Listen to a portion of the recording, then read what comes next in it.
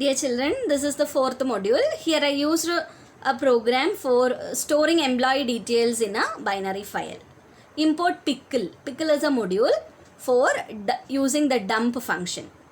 For another type of data structure like list, dictionary, tuple or anything, we have to use pickle. Pickle module. So EMP is a list and I had opened a data file employee.dat. Within that I had getting the users values of ENO, name, salary, and that are embedded using append function ENO, name, salary, and I'm getting the answer from the user. If the user gives Y, the loop will be executed again and again. If the user not giving Y as the answer, the loop stops. Then pickle.dump emp f. So f is the file, emp is the data structure that will be dumped into the file f. So consider these are all the output which I had given. 1 Amit 8000, 2 Sumit 9000, 3 Nitin 45,000, 4 Dinkar, then 5,500. Then add record n. So it will be stored like this in your file.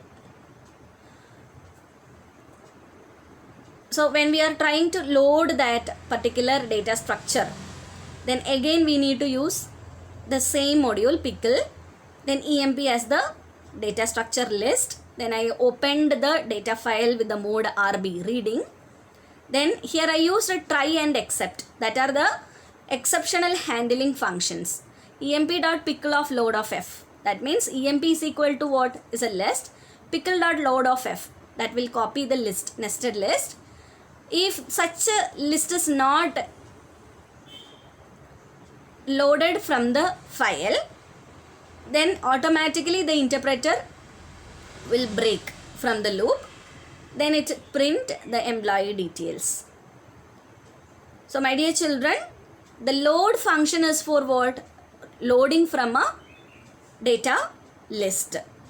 It may be a list, it may be a dictionary, whatever the thing we are giving or data structure we are giving, that can be loaded from the file using load function. So we will get the output like this. Then unpickling means what? Loading, formatted output. So this is the formatted output. We can get like this also. That is E of 0 means what? EMP number. E of 1 means EMP name. E of 2 means salary. So E in EMP means what? E in EMP means the values. E 0, 1, 2, 3. Like that it will get in EMP. So we are giving the spaces also. 10 spaces, 20 spaces, 10 spaces again. So it will give 10 spaces, then 20 spaces, then again 10 spaces for salary. That is why we are getting the list like this, the formatted output like this.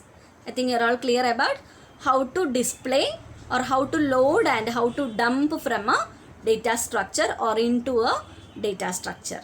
Thank you.